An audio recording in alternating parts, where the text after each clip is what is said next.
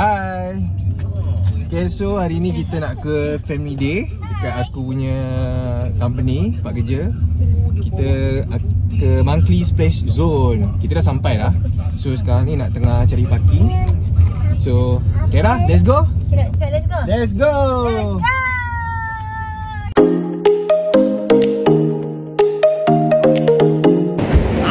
Okay, sekarang kita tengah sarapan pagi sebab makanan tak boleh nak bawa masuk. So kita sarapan dulu kat luar ni, bawa makanan yang disediakan, and then kita masuk dalam. Yeah, go. Let's go.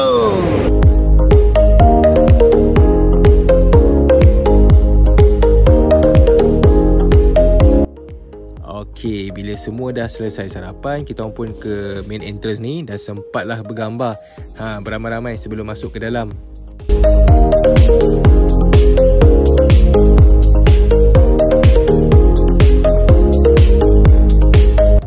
Dekat dalam diorang sediakan juga locker. So boleh lah nak simpan beg-beg ke apa yang patut kan. Tempat ni agak besar. Maksud aku memang besar lah.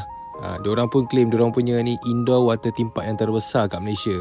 Macam-macam aktiviti menarik boleh korang buat kat sini. Antaranya mini go-kart pun ada.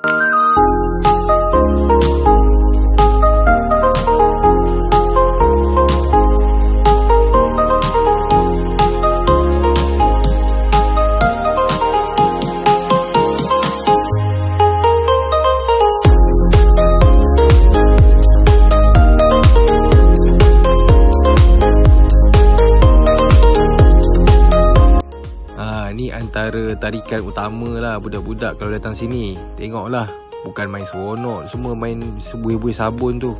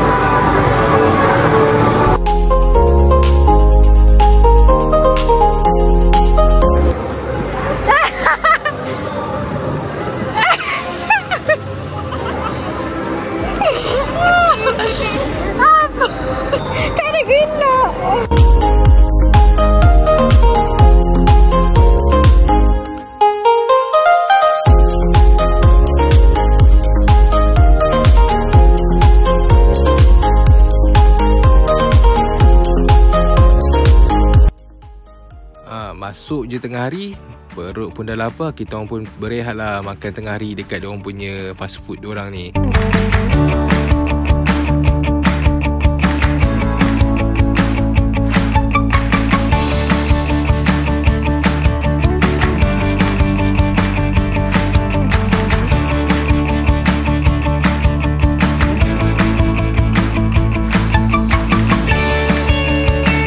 Lepas break tengah hari tadi, kita orang sambunglah sikit buat aktiviti.